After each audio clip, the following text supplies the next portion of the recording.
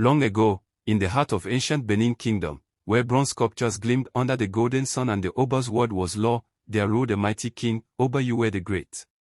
His reign marked a golden age of prosperity, artistry, and mysticism. But there was a darkness that loomed just beyond the city's walls, a forest so ancient, it breathed secrets, and so cursed, no man dared enter its depths. They called it Evbokian, the Forbidden Forest. For generations, the elders whispered tales of a wrathful spirit that dwelled within, a goddess betrayed during the days of Ewuare's ancestors. It was said that those who entered never returned, their cries lost in the wind, their souls consumed by roots that fed on sorrow. But it was not always so. Before he became Oba, Prince Ogun was a warrior, an artist, and a seeker of hidden truths. His father's death sparked a bloody succession war between him and his brothers. With cunning, courage, and the help of a powerful medicine man called Iziza, Ogun overthrew his rivals and ascended the throne as Oba Ewuare. Upon taking the throne, he declared peace and instituted grand reforms. He restructured the city, initiated festivals, and welcomed master bronze casters from Alife. The people hailed him as Ewuare Ojidigan, Ewuare the Great. But peace was not complete. Every year, villages near the edge of Evbokian forest reported strange disappearances. Women fetching firewood vanished. Hunters returned as madmen, rambling about a woman with burning eyes and trees that moved at night. The royal priest said, "It is the wrath of Awanran, daughter of the earth goddess, who once loved the prince of Benin and was cast away." Oba Ewuare, known for wisdom and bravery, resolved to uncover the truth. Ewuare summoned his court diviners. They revealed a painful secret. Your ancestor, Oba Yuka's son, once broke a sacred oath with the forest maiden Awanran, who gave him charms and knowledge in exchange for love. But he betrayed her, marrying a mortal queen and abandoning the pact. In her grief, Awanran merged with the forest and placed an eternal curse upon the land. It was then that Ewuare realized that the blood of betrayal still stained the royal lineage. To lift the curse, he must enter the forest, confront Awanran, and restore what was taken. His chiefs opposed it. "Oba, your life is sacred. We can send warriors." But he raised his staff. A true king must face the shadows his forefathers left behind. On the seventh day of the Ada festival, Ewuare disguised himself in plain garments, carrying only his bronze staff and a pouch of enchanted cowries from Iziza the medicine man. The forest welcomed him with silence. Not a bird, not a breeze, only thick vines, blackened trees, and the scent of decay. As he journeyed deeper, he saw visions. His brothers, bloodied from their battles for the throne. His father, whispering in regret. A woman, radiant, weeping, surrounded by thorns. The tree spoke in whispers. "Turn back, O child of betrayal." But Ewuare pressed on. He reached a clearing where time itself seemed still.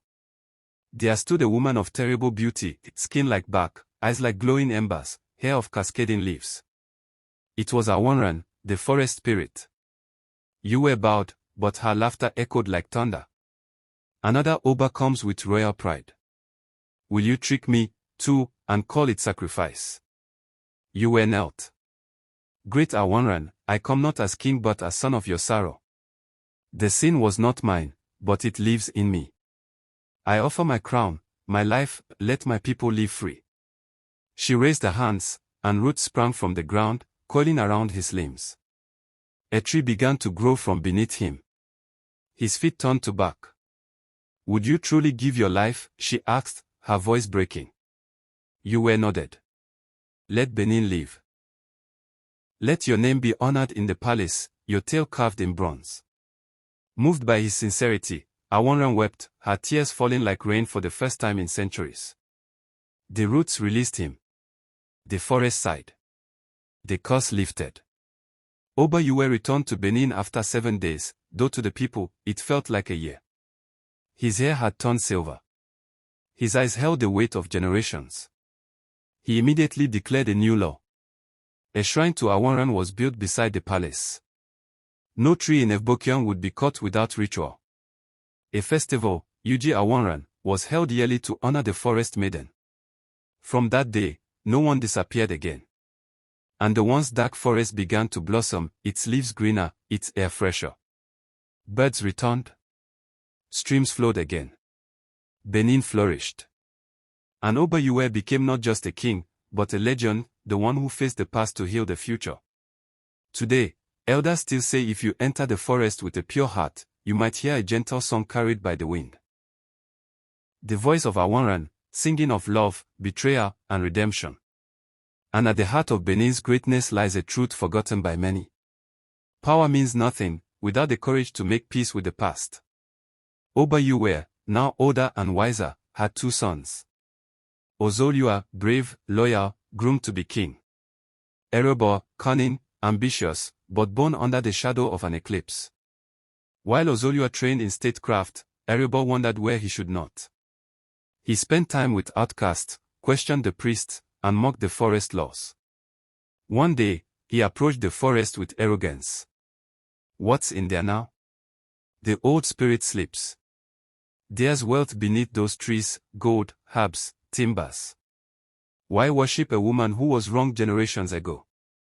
Despite warnings, he ordered hunters to enter the sacred heart of Ewuare to bring him proof of its power.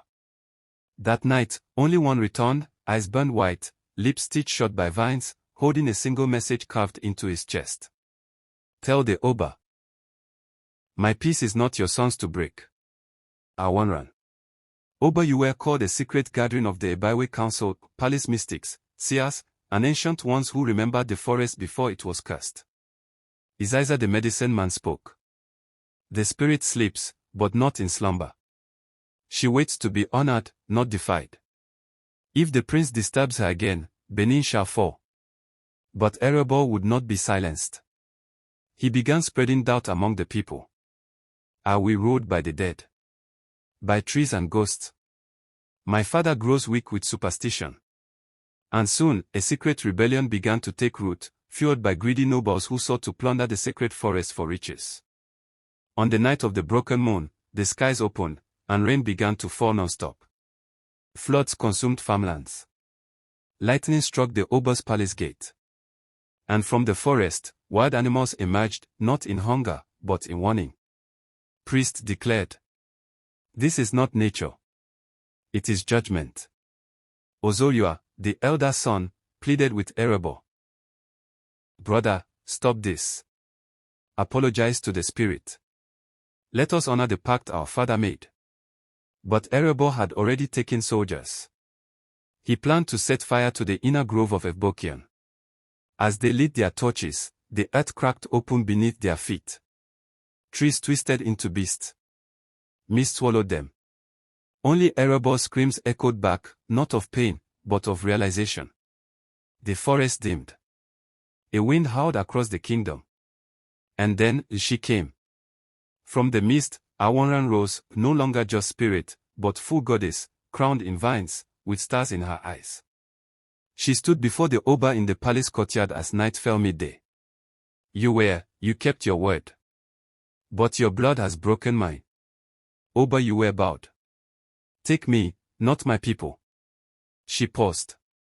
Your time ends, but your legacy shall live. I shall guard it. With a gentle hand, she touched his chest. Ewuare fell asleep peacefully, his body glowing before turning into a bronze statue, forever enshrined in the palace. From that day, Ewuare was named the guardian spirit of the throne. Every new Oba must seek her blessing in Ewuare before coronation. A royal staff of leaves and bronze, called Yuka Ewuare, was created to represent her authority. Erebo's name was struck from the records, a reminder of what arrogance brings. Ozoliua became king, with a just heart and the wisdom of his father. The rain ceased, and Benin entered a second golden age. Yet deep in the sacred forest, a quiet song could be heard during certain full moons. The one who loves, protects. The one who protects will never be forgotten. To this day, the Oba's court still holds an annual Uji Ewuare festival, where maidens dressed in green and bronze sing her praises. And it is said, if you walk into Ewuare with greed, the forest will reject you. But if you go with reverence, the trees will part, and the guardian of the throne may appear, not to curse, but to bless. After the death of Oba Ewuare, his noble son Ozoliua ascended the throne. He was wise, tempered by the memory of his brother Erebos' rebellion, and forever marked by the lessons of Ebokian forest. Ozolua's reign became known as the era of balance, where both the crown and the spirits of the land ruled in harmony. The guardian spirit Awanran, once feared, was now honored across the land. But true peace, the elders always said, is not the absence of war, but the silence before it. And in the silence, old enemies began to whisper again. In the inner shrine of the palace, Oba Ozolua kept the Yuka Awanran, the sacred staff made of enchanted bronze and forest vine. It pulsed with life, whispering secrets only the Oba could hear. During one such moment, as Ozolua meditated during the Ifa ritual, he received a terrifying vision. The pact shall be tested. The roots are being poisoned. The guardian grows restless. He summoned the royal diviners, and the high priest of the forest, Ogbiayanan, emerged from shadows, a blind old man whose eyes saw deeper than most. Your Majesty, Ogbiayanan said, the guardian senses betrayal. Someone has touched the heart tree in Ebokian. The Oba trembled. The heart tree was sacred, planted by Awanran herself. It served as the bridge between the mortal world and the spirit realm. Touching it without permission could awaken forces no one could control. In the distant eastern province of Yuzan, a dark cult had risen, the Brotherhood of Shattered Oaths, descendants of those exiled during Erebos' failed rebellion. They blamed the forest spirit for their misfortunes. Led by Okoan, a disgraced prince of a fallen lineage, the Brotherhood sought to sever the pact between Benin and the forest. They believed that true power came not from balance, but from conquest. Okoan had found an ancient charm. A blood mirror, forged in secret with the soul of a sacrificial deer, said to reflect the true source of any spiritual bond. He planned to use it to destroy the heart tree. Sensing grave danger, Ogbiayanan called upon the Ekin Ebokian, the secret order of forest priests, hidden for generations, descendants of the original protectors who once followed Awanran into exile. Each priest bore a mark, a glowing vine-like scar upon their arms, and they spoke not with tongues, but with thought and wind. The Oba met them deep within the forest. A young priestess named Owiwi, barely 20 seasons old, stepped forward and placed her hand upon his chest. Oba, the forest weeps. If the heart tree falls, Awanran will vanish, and with her, the life of Benin. Ozolua vowed. Let the roots rise. I shall protect what my father gave his life for. Under a blood moon, the Brotherhood of Shattered Oaths marched with fire and chains. They burned the outer groves of Ebokian, believing they could lure the spirit out. But the forest fought back. Vines moved like serpents. Trees bent and crushed invaders. Shadows whispered madness into the ears of the faithless. Yet, the Brotherhood had a weapon, the blood mirror, and Okoan had already reached the heart tree. As he raised the mirror, Awanran herself appeared, her eyes now dim, her form fading. The mirror had begun draining her essence. In a flash of light, Oba Ozolua arrived with Owiwi and the forest priests. A great battle erupted, spirit against steel, vine against fire. Ozolua faced Okoan. In hand-to-hand combat, he shattered the blood mirror with the Yuka Awanran. The backlash threw both men to the ground. Okoan screamed as the forest swallowed him whole. The heart tree glowed once more. Awanran smiled. You are your father's son. The throne is safe. And with a final whisper, she returned into the bark of the heart tree. No longer bound, but forever watching. In the aftermath, Ozolua decreed. The forest priests shall now serve openly as protectors of the kingdom, advising the Oba. The Ebokian grove shall be sealed forever, with only the Oba and a chosen priest allowed to enter once a year. The tale of the War of the Broken Oath was etched in bronze on the palace wall. Owiwi was made High Seer of Benin, the first woman to sit at the Oba's sacred advisory circle. And every year, on the night of the broken moon, the people of Benin sing not only to Awanran, but also to Ozolua the Steadfast, the king who protected both the crown and the root. Centuries have passed, but Ebokian remains. Some say if you walk near the forest at dawn, you'll see glowing footprints and hear a voice. Guard the land. Guard the throne. For all things rooted in truth shall never fall. And so the legacy of Oba Ewuare, Awanran the Guardian, and Ozolua the Steadfast continues. In every bronze carving, in every sacred chant, and in the silent strength of the forest that watches over Benin. Years passed after the War of the Broken Oath, and Oba Ewuare's reign continued with peace and prosperity. The forest priests stood as silent watchers, and Evbokion paused quietly, mysterious but no longer hostile. Yet, within the roots of the heart tree, something stirred. It was neither spirit nor human, but a being of both worlds, born from ancient grief and royal sacrifice. And thus began the tale of Ewuare, the heir of the heart tree, a child of prophecy, mystery, and destiny. One harmattan evening, Owiwi the High Seer, now older and revered, had a dream. She stood in the sacred grove.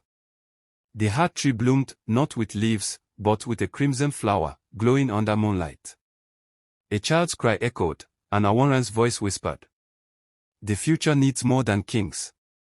It needs balance. She is coming." Owiwi rushed to the Oba. A child will be born.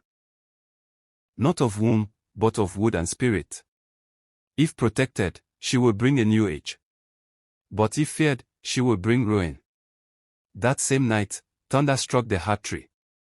The forest shook. Birds scattered. At dawn, a baby girl was found at the base of the tree, wrapped in leaves, her eyes glowing green and bronze. Owiwi named her Ewuare, meaning, child of sacred root.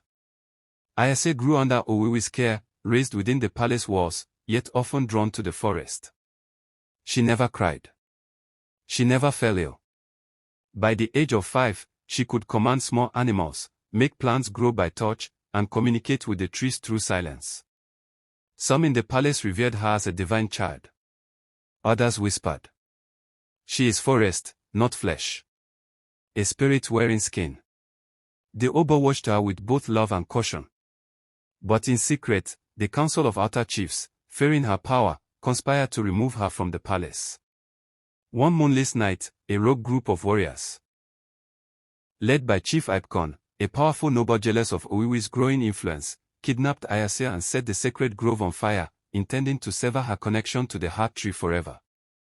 But they underestimated the forest. As flames danced across the grove, the earth cracked open. Roots sprang forth. Mist swallowed the traitors one by one. Only Chief Ipcon remained, dragging the girl by the arm until she whispered, "Let me go." The vines obeyed. Ipcon screamed, turning to stone where he stood. The forest claimed him as a warning. Now 10 seasons old, Ewuare stood before the Oba's court, her eyes no longer just glowing, they burned with wisdom far beyond her age. "You fear me because I am not fully of this world. But I was not born to rule, I was born to protect." She turned to Owiwi. "I am the last seed of Ewuare. Her spirit sleeps within me. When I reach womanhood, I must return to the heart tree and take her place." The Oba wept, realizing this child, whom he came to love as a daughter, was never meant to stay. On her 16th moon, Ewuare journeyed to the grove, accompanied by Owiwi, the Oba, and all forest priests. Dressed in a robe woven from sacred silk and forest bark, she stood before the heart tree. The wind stilled. Time itself seemed to pause. She placed her hand upon the bark. A light burst forth. The tree split open, revealing a throne of roots. She turned to the Oba. "This is not death. This is awakening." She stepped into the throne, and the tree closed. The forest glowed for 3 days. Birds sang new songs. Rivers changed course. A new tree grew beside the heart tree, smaller, but pulsing with life. The legend of Ewuare the Tree Maiden was born. Oba Ewuare rode until his twilight years, always visiting the forest once a year to speak to the tree. Owiwi passed peacefully, her body buried beneath the young tree, now called the Tree of the Seer. And every full moon, children gather by the grove, where a gentle breeze carries a voice. I watch. I wait. When the balance tips again, I will return. And so, the line of Oba Ewuare lives on, not only in bronze and blood, but in bark and spirit, a bond between the forest and the throne, unbroken and eternal, the end.